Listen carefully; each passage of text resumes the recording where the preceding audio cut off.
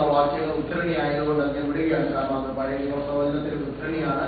അതുകൊണ്ട് ആ ഭാഗം വിട്ട് അടുത്ത ഭാഗത്തേക്ക് പോകുന്നു. 12 മുതൽ ഉള്ള വാക്യങ്ങൾ വായിക്കാം. എബ്രായലേഖനം 3-ാം അധ്യായത്തിന്റെ 12 മുതലുള്ള വാക്യങ്ങൾ.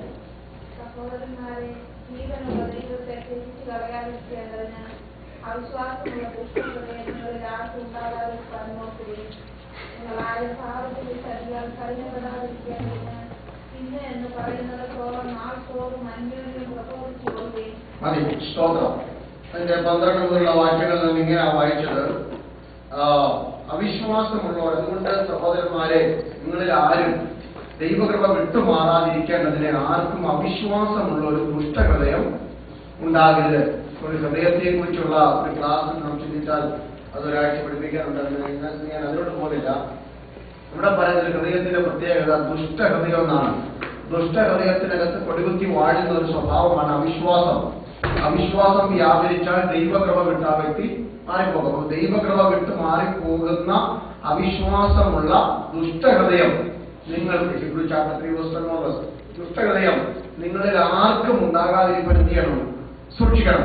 അങ്ങനെ സൂക്ഷിക്കുന്നതോടൊപ്പം തന്നെ നാം എന്ത് ചെയ്യണമെന്നാണ് പറയുന്നത്. നിങ്ങൾ ആ ഭാഗം വായിക്കുകയാണ്. 3 വാക്യം വായിക്കുന്നു. അതുകൊണ്ട് എന്ത് ചെയ്യണം? ആരും പാപത്തിന്റെ ചതിയാൽ കഠിനപ്പെടാതിരിക്കണം. ആരും എന്നുള്ള പദം വന്നു പോകല്ലേ. ആരും, ഒരൊറ്റ വ്യക്തി പോലും, ഒരു ദൈവസഭയിലുള്ള, ഒരു കുടുംബത്തിലുള്ള, അല്ലെങ്കിൽ ദൈവകൃപ അനുഭവിച്ചിട്ട്, ഒരിക്കൽ പ്രകാശനം ലഭിച്ചിട്ട്, ഒരിക്കൽ ദൈവത്തെ സേവിച്ചിട്ട് ആരും ദൈവകൃപ വിട്ട് വായിച്ചാൽ ഞാൻ ആ വാക്യങ്ങളിൽ നിന്ന് ഒരു പദം എടുക്കാനാണ് വായിച്ചു.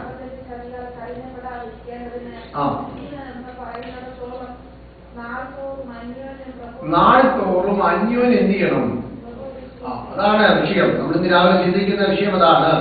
അല്ലേ, ഒരു വ്യക്തി പോലും പിന്മാറ്റത്തിൽ പോവാതിരിക്കുവാൻ മറ്റൊരു വ്യക്തിക്കുള്ള ഉത്തരവാദിത്തം. ദൈവസഭയിൽ നിൽക്കുന്ന ഒരു ഭക്തന്റെ ഏറ്റവും വലിയ ഉദ്ദേശമാണ് പറയുന്നത്. നാൾത്തോറും എന്ന് പറയുന്ന സ്ഥാനത്ത്, നാൾത്തോറും എന്ന് പറഞ്ഞാൽ ഡെയിലി ബേസിസ്, എവറി ഡേ, എപ്പോഴും നമ്മൾ എന്ത് ചെയ്യണം? അന്യോന്യം എന്ത് ചെയ്യണം? അന്യോന്യം പ്രബോധിപ്പിക്കണം. അതിലാണ് ഇന്ന് രാവിലെ നാം ചിന്തിക്കുന്നത്. അപ്പം ഒരു വ്യക്തിയിലുള്ള വിശുദ്ധമായ കടപ്പാടെന്ന് പറഞ്ഞാൽ മറ്റുള്ള വ്യക്തി എന്ത് ചെയ്യണം? പ്രബോധിപ്പിക്കണം. അല്ലെ? You have to exhort each other. അന്യോന്യം എന്ത് ചെയ്യണം? പ്രബോധിപ്പിക്കണം. നമ്മൾ സാധാരണ എപ്പോഴാണ് പ്രബോധിപ്പിക്കാറുള്ളൂ? സാധാരണ നമ്മളെപ്പോഴാണ് പ്രബോധിപ്പിക്കുന്നത്?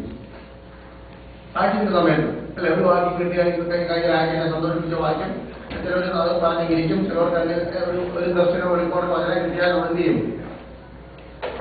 അല്ലാതെ പ്രബോധിപ്പിക്കും. അല്ലെങ്കിൽ അവസരം മുന്നിൽ വന്ന് കിട്ടിയ പ്രബോധിപ്പിക്കും. ഇതൊക്കെ നമ്മൾ പറഞ്ഞ പ്രബോധനം. അതൊക്കെ അതിന്റെ ഭാഗമാണ്. അതൊക്കെ അതിനകത്ത് ഒരു കഥകളാണ്. നമുക്ക് കഴിഞ്ഞ വചനങ്ങളൊക്കെ പ്രബോധനമായിട്ട് പറയുന്നത് മൊത്തം സഭയ്ക്ക് പറയാം. എന്നാൽ ഇവിടെ പറയുന്നത് നിങ്ങൾ അന്യോന്യം എന്ത് ചെയ്യണം? ഒരു വ്യക്തിയോട് പ്രബോധനം പറയണം.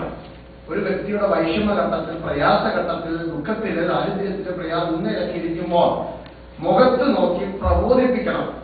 അതിനാദ്യം നമ്മൾ വിളിച്ചിരിക്കുന്നത് കൃപയെന്ന് പറയും. നിങ്ങൾ ആരും അന്യോന്യം അല്ലല്ല നഷ്ടപ്പെട്ടു പോകാതിരിക്കേണ്ടതിന് we have to exhort each other. വ്യക്തികൾ, ദൈവമക്കൾ തമ്മിൽ കാണുമ്പോൾ എന്ത് ചെയ്യണം? പ്രബോധിപ്പിക്കണം. അപ്പൊ പ്രബോധിപ്പിക്കണമെങ്കിൽ എന്തിൽ നിന്നായിരിക്കണം പ്രബോധനം കൊടുക്കേണ്ടത്? നമ്മുടെ അറിവിൽ നിന്നല്ല, പിന്നെ വചനത്തിൽ നിന്ന്. we have to exhort from the word of God. ദൈവവചനമായിരിക്കണം പ്രബോധിപ്പിക്കേണ്ടത്. നാം കാണുമ്പോൾ, ദൈവമക്കൾ കാണുമ്പോൾ വചനം പറയണം. ദൈവവചനം അങ്ങോട്ടും ഇങ്ങോട്ടും സംസാരിക്കുന്നവരായിരിക്കണം. എനിക്ക് ദൈവവചനം ഇതാക്കിയാണ് എന്റെ 7 പോയിന്റ് എന്ന് പറഞ്ഞ് പഠിപ്പിക്കാനല്ല പറഞ്ഞത്. അപ്പൊ ആൾക്കാർ പറയുകയാണ് ഞാൻ 7 പോയിന്റ് ഇതാണ്. ഇതല്ലേ എനിക്ക് പറഞ്ഞു തരുന്നത്. ഒരാളെ ദുഃഖത്തിന്, നിരാശയിലെ ആശ്വാസത്തിന്റെ വചനം ശക്തമായി പറയുന്നതിനെയാണ് പ്രബോധനങ്ങൾ അർത്ഥമാക്കുന്നത്. അങ്ങനെയെങ്കിൽ ഈ പുസ്തകങ്ങളിലൊക്കെ മറഞ്ഞു കിടക്കുന്ന ഒരു വാക്കാണ് അന്യോന്യം. ഒത്തിരി ബന്ധമുള്ള വാക്കാണ്. We have to exhort each other. അന്യോന്യം, ദൈവമക്കൾ തമ്മിൽ അന്യോന്യം ബന്ധപ്പെട്ട് കിടക്കുക. സ്തോത്രം. നമ്മളൊരു സ്റ്റാച്ചേർഡ് ഗ്രൂപ്പ് അല്ല. ഇതാ തരിച്ചു പാർക്കുന്ന ഒരു ജനം. ആ ജനത്തെ മൊത്തത്തിലെടുത്ത് പറയുകയാണ് ഇവർ തരിച്ചു പാർക്കുന്നവരാ. വൺ മൈൻഡ് ഉള്ളവരാ, വൺ അക്കോർഡ്, ഒരുമിച്ചുള്ളവരാ. അപ്പൊ നാം അന്യോന്യം അല്ലെങ്കിൽ കടപ്പെട്ടവരാണ്. ദൈവമക്കൾ അന്യോന്യരാണ്. ഒരു സഭയിൽ വന്നാൽ, അല്ലെങ്കിൽ ഒരു സഭയിൽ നമുക്ക് കൂടി നടക്കുമ്പോൾ, ഒരു ഭവനത്തിലായിരിക്കുമ്പോൾ we would like to do something each other. അന്യോന്യം ചിലത് ചെയ്യാൻ നമ്മൾ എങ്ങനെയുള്ളവരാ? കടപ്പെട്ടവരാണ്. ആർക്കും ഒഴിഞ്ഞിരിക്കാൻ പറ്റും. ഞാൻ എന്ന് പറഞ്ഞ് ആർക്കും മാറി നിൽക്കുവാൻ പറ്റത്തില്ല. നാം അന്യോന്യം കടപ്പെട്ടവരും കടപ്പാടുള്ളവരുമാണ്. അപ്പം അന്യോന്യം നാം ബന്ധപ്പെട്ടിരിക്കുന്നു. ഇനി അങ്ങനെയുള്ള ചില കാര്യങ്ങൾ ഈ ആഴ്ച പറയാം. 19 കാരണം പറയണം. എന്നോട് പറയുന്നത് ഗവൺമെന്റൊന്നുമില്ല, ഞാൻ ഓർത്തു പറ്റുമെന്ന്, പക്ഷെ നടക്കാൻ തോന്നില്ല. വാക്യങ്ങളെല്ലാം വായിച്ചാൽ ഇതിന്റെ കാര്യങ്ങൾ മനസ്സിലാവും. നാം അന്യോന്യം ഒരു ദൈവസഭയിലായിരിക്കുമ്പോൾ അന്യോന്യം നാം എങ്ങനെ ബന്ധപ്പെട്ടിരിക്കുന്നു എന്ന് വായിച്ചാട്ടെ. റോമാലേഖനം 12-ാം അധ്യായത്തിൽ 5-ാം വാക്യം. റോമാലേഖനത്തിൽ തന്നെ 10-15 കാര്യങ്ങൾ പറയുന്നുണ്ട്. അതല്ലേ, how we should be each other. നാം അന്യോന്യം എങ്ങനെ ആയിരിക്കണം ഒന്ന്. റോമർ 12:5. അതുപോലെ പലരായ നാം ക്രിസ്തുവിൽ ഒരു ശരീരവും എല്ലാവരും തമ്മിൽ അവയവങ്ങളുമാകുന്നു. എല്ലാവരും തമ്മിൽ അന്യോന്യം ആരാണ്? അവയവങ്ങളുമാണ്. We are the members of a body each other. ശരീരത്തിൽ അന്യോന്യം നാം എങ്ങനെ ബന്ധപ്പെട്ടിരിക്കുന്നു? ദൈവമക്കളുടെ ആ ബന്ധമാണ് പറയുന്നത്. അന്യോന്യം നമ്മൾ ആരാണ്? ഒരാളെക്കാൾ ശ്രേഷ്ഠരെന്നോ ചെറുതെന്നോ വലുതെന്നോ പറയാതിരിക്കത്തക്കവണ്ണം നാം അന്യോന്യം ആരാണ്? അവയവങ്ങളാണ്. അല്ലെ? അപ്പൊ നാം അന്യോന്യം നാം ബന്ധപ്പെട്ടിരിക്കുന്നത് ശരീരത്തിലെ അവയവങ്ങളെന്നുള്ള ക്രിസ്തുവാകുന്ന ശരീരത്തിലെ എല്ലാ വ്യക്തികൾക്കും എല്ലാ രീതിയിലും പ്രാധാന്യമുണ്ട്. ചെറിയ വിരലാണെങ്കിലും വലിയ വിരലാണെങ്കിലും തലയാണെങ്കിലും കൈകാലും എന്തുമായിക്കൊള്ളട്ടെ, ശരീരത്തിലെ അവയവങ്ങൾ കഥാവിന്റെ സ്ഥാനമുള്ളതുപോലെ തന്നെ നാം അന്യോന്യം അവയവങ്ങളാണ്. അതേ അധ്യായത്തിൽ ഈ 12-ാം അധ്യായത്തിലുണ്ട്. 16-ാം അധ്യായത്തിലുള്ള വാക്യമാണ് ഈ പറയുന്നത്. റോമാലേഖനം 12-ന്റെ 5 തൊട്ടുള്ള വാക്യം പറഞ്ഞാൽ 10-ാം വാക്യം വായിക്കാം. റോമർ 12:10.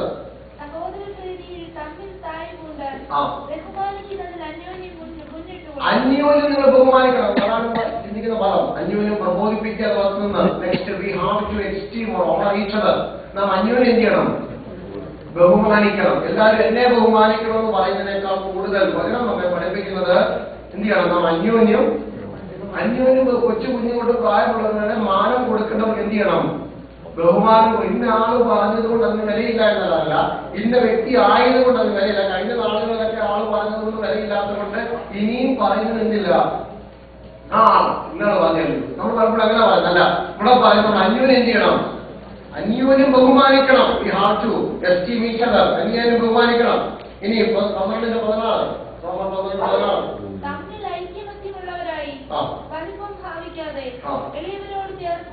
അന്യോന്യം ഐക്യതയുള്ളവരായിരിക്കണം. We have to be in one mind.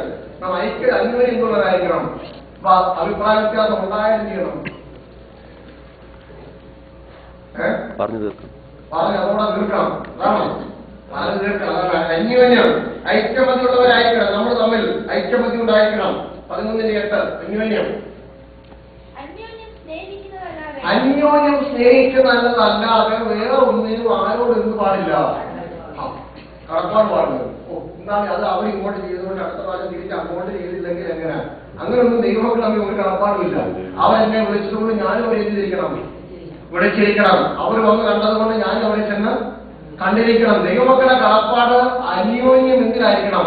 സ്നേഹിക്കുന്നതായിരിക്കണം. സ്നേഹം ഉണ്ടെങ്കിൽ വിളിക്കേണ്ട, പോകാൻ പറയണ്ട, ഇതൊക്കെ ഇതിനകത്തുള്ളതാണ്. അപ്പൊ അന്യോന്യം സ്നേഹിക്കുന്നതല്ലാതെ വേറൊന്നിലും ആരോടും നാം കടപ്പാട് പാടില്ല. അന്യോന്യം സ്നേഹിക്കണം. 14:13. അതുകൊണ്ട് നാം ഇനിയും അന്യോന്യം വിധിക്കരുത്. ഇനി പദം മറന്നുപോകല്ലേ. ഈശ്വരെന്നുള്ള പദമാണ് ഞാൻ പറഞ്ഞു വരുന്നത്. അന്യോന്യം പ്രബോധിപ്പിക്കുക എന്നാൽ അത് ഉദ്ദേശിക്കുന്നത് ഇതൊക്കെയാണ്. അന്യോന്യം നിങ്ങൾ എന്ത് ചെയ്യരുത്? അന്യോന്യം എന്ത് ചെയ്യരുത്? അപ്പൊ ഒരു വ്യക്തിക്ക് വേറെ വ്യക്തി എന്ത് ചെയ്യാൻ അവകാശമില്ല, വിധിക്കാൻ. അപ്പൊ ദൈവസഭയുടെ സ്ഥാനം ഒരാളെ വിധിക്കണമെന്നുണ്ടെങ്കിൽ എത്ര പേര് വേണം? മിനിമം 2 പേരെങ്കിലും, 2 3 പേർ ഉള്ളപ്പോഴാണ് വിധിക്കേണ്ടത് അല്ലെ? അപ്പൊ മിനിമം 3 പേരെങ്കിലും ഉണ്ടായിരിക്കണം. ഒരു വ്യക്തിയെ വിധിക്കണം. അപ്പം ഒരാളെ അഭിപ്രായം 3 പേർ ഒരുമിച്ച് വിധിക്കത്തില്ല. 3 പേരുടെ അഭിപ്രായം പറയും.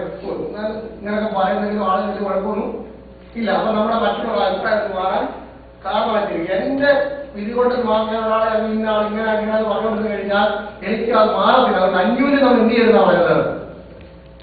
നിങ്ങൾ വിധിക്കപ്പെടാതിരിക്കേണ്ടതിനെ നിങ്ങൾ വിധിക്കരുതെന്നാണ് യേശു പറഞ്ഞിരിക്കുന്നത്. അന്യോന്യം നാം വിധിക്കരുത്. യാക്കോബ് 4:11-12 അത് ചേർത്ത് വായിച്ചാണ്. യാക്കോബ് 4:11. യാക്കോബിന്റെ ലേഖനം 4-ാം അധ്യായം 12 വായിക്കും. ഓമലേഖനം മറിക്കട്ടെ. ന്യായപ്രമാണകർത്താവും ന്യായാധിപതിയും ഒരുവനേ ഉള്ളൂ. രക്ഷിപ്പാനും നശിപ്പിപ്പാനും ശക്തനായവൻ തന്നെ. കൂട്ടുകാരനെ വിധിപ്പാൻ നീ ആരെന്നാ ചോദിച്ചത്? അപ്പൊ കൂട്ടുകാരന് മറ്റുള്ളവർ ഇന്ന ആള് ശരിയല്ല, ഇന്ന ആളിന്റെ പ്രസംഗം ശരിയല്ല